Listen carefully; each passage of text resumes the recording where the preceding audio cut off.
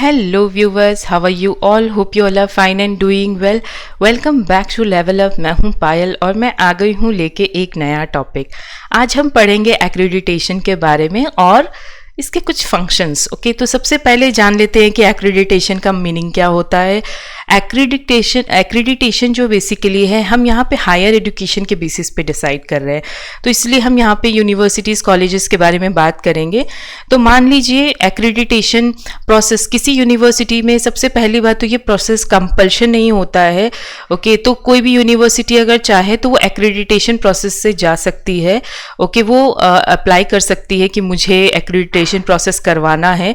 तो क्या होगा, आप पर्टिकुलर एजेंसीज वगैरह पे अप्लाई करेंगे और वो पर्टिकुलर एजेंसीज आएंगी और आपके जो एक्रेडिटेशन प्रोसेस को करेंगी. तो एक्रेडिटेशन प्रोसेस में क्या करेंगी, वो आपके यूनिवर्सिटी को जज करेंगी और देखेंगी कि वो किस बेसिस पे रन हो रही, क्या वो प्रॉपर रूल्स फॉलो करती हैं, क्या वो नॉर्म्स फॉलो करती हैं, क्या उनका इंफ्रास्ट्रक्चर सही है, कौन कौन से कोर्सेज वहाँ करवाए जा रहे हैं और इन कोर्सेज को करवाने के लिए प्रॉपर लेक्चरर्स या फिर proper professors as per qualification assigned है कि नहीं. ओके, तो इन सब चीज़ों के बेसिस पे या फिर मान लीजिए प्रैक्टिकली जो चीज़ करवानी चाहिए उनको करवाने के लिए उनके लिए प्रॉपर रूम्स या अरेंजमेंट या फिर इक्विपमेंट्स, मान लीजिए एमबीए है तो प्रॉपर प्रोजेक्टर्स होने जिससे आप प्रेजेंटेशन सिखा सके और या फिर एक्सप्लेनेशंस करना हर एक चीज़ों का, जिस तरीके से चीज़ें होती हैं उस तरीके से हो रही हैं कि नहीं,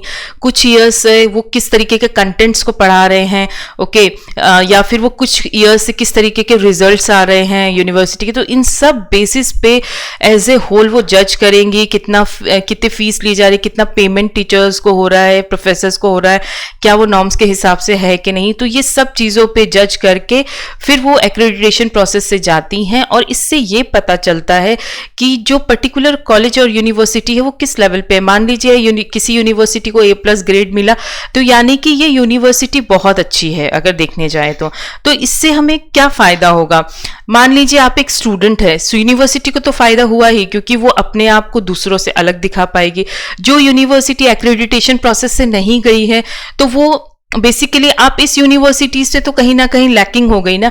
जिसने एक्रेडिटेशन प्रोसेस करवा लिया तो उसके ऊपर लोगों को ट्रस्ट आ जाता है कि ये A+ ग्रेड को लेती है तो यानी कि अच्छी यूनिवर्सिटी है. ठीक है ना. कुछ यूनिवर्सिटी ऑनेस्टी से रन होती है, मेहनत से रन होती है, हर चीज़ों को फॉलो करते हुए रन करते हैं. तो क्यों ना एक्रेडिटेशन प्रोसेस करवा के हम उन चीज़ों को लीगल यानी कि सर्टिफाइड बना दें. अब आप मान लीजिए आप एक स्टूडेंट है, आपको करना है MBA या फिर मान लीजिए आपको करना है MBBS. तो इन सब चीज़ों से क्या होता है ना, आप ये चाहते हैं कि मैं एक अच्छे कॉलेज या यूनिवर्सिटी से करूं या फिर आपके रिजल्ट्स में फ्लैश हो कि ये यूनिवर्सिटी बहुत अच्छी यूनिवर्सिटी से करे. तो इससे क्या होता है, आपको प्लेसमेंट, जॉब प्रेफरेंस मिलना, ये सब चीज़ों में हम सोचते हैं कि हाँ आसानी, हम जहाँ पैसा इन्वेस्ट कर रहे हैं तो क्यों ना हम अच्छी जगह पे इन्वेस्ट करें. तो इससे क्या होता है ना, एक्रेडिटेशन प्रोसेस को देख के आप बहुत इजीली पता लगा सकते हो कि हाँ जो भी यूनिवर्सिटी को अच्छा ग्रेड है यानी कि ये एक अच्छी यूनिवर्सिटी है. ओके, तो इसे कहते हैं एक्रेडिटेशन प्रोसेस. अब इन एजेंसीज को जो एक्रेडिटेशन प्रोसेस करती हैं वो एजेंसीज के बारे में भी हम पढ़ेंगे अपकमिंग वीडियोस में, कौन सी एजेंसीज है और उन एजेंसीज के बारे में भी थोड़ा डिटेल्स में पढ़ेंगे. ओके, तो आप जरूर वॉच कीजिएगा आने वाली वीडियोस भी.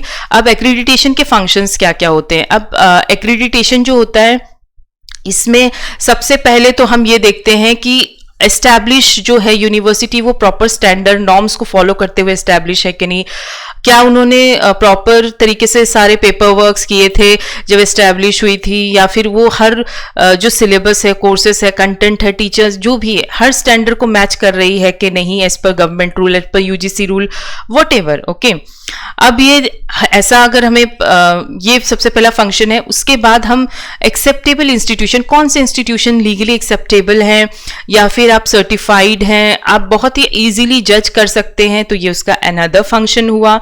ओके, कोई भी अब इन तरीके की यूनिवर्सिटी जिसे अच्छे ग्रेड है तो उससे क्या होता है ना, गवर्नमेंट की तरफ से ग्रांट्स वगैरह, फंड्स वगैरह मिलते रहते हैं. ठीक है ना. तो इससे क्या होगा, हमें पता चलता है कि इन्वेस्टिंग फंड कहाँ पे लगाना है, यानी कि कौन से इंस्टीट्यूशन में। तो एग्रीडिटेशन प्रोसेस का ये भी एक फंक्शन हो जाता है। ओके, तो इजीली आप जज कर सकते हो कि फंड्स कौन सी यूनिवर्सिटी में लगना चाहिए, क्योंकि ऑलरेडी जो नॉर्म्स को फॉलो करते हुए लीगली सर्टिफाइड है या फिर अच्छी है, तो हम उस पर ज़्यादा पैसे लगाए ताकि वो और बेटर बन सके, ठीक है ना। और नेक्स्ट फंक्शन क्या है इसका, कि ये एक इम्प्रूवमेंट का स्कोप देता है, एक स्टैंडर्ड को राइज करने का स्कोप देता है। आप अपने स्टैंडर्ड को इम्प्रूव करते रहेंगे डे बाय डे। जब आपको पता चलेगा एग्रेडिटेशन प्रोसेस में कुछ नुक्स निकले, तो आप उस चीज़ों को इम्प्रूव करने की कोशिश करेंगे। और इसमें एक पॉइंट और है कि ये जो एग्रेडिटेशन प्रोसेस होता है, अगर आपने एक बार करवाया तो इसका मतलब ये नहीं कि वो लाइफ टाइम चलेगा, वो ग्रेड नहीं। आपको 5 to 10 ईयर्स का समय होता है, जितने समय के लिए आपको दिया गया है वो वैलिडिटी, उस समय के बाद उसकी वैलिडिटी खत्म हो जाएगी। उसके बाद आपको दोबारा से रिन्यू करवाने के लिए आपको दोबारा से इस प्रोसेस से जाना पड़ेगा।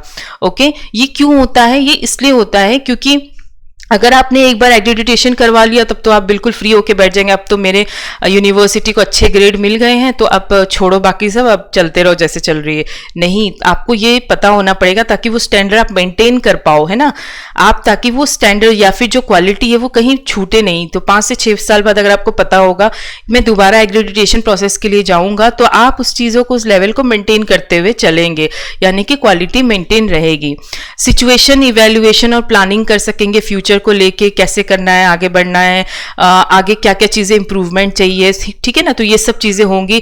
प्रोफेशनली सर्टिफिकेशन और लाइसेंश्योर तो हो ही जाएगा आपका।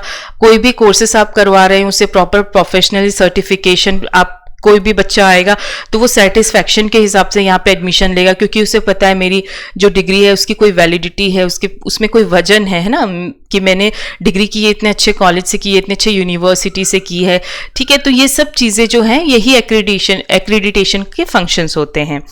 तो ये था एक एक्रेडिटेशन के ऊपर इंट्रोडक्टरी वीडियो। आशा करते हैं आपको ये वीडियो अच्छी लगी होगी।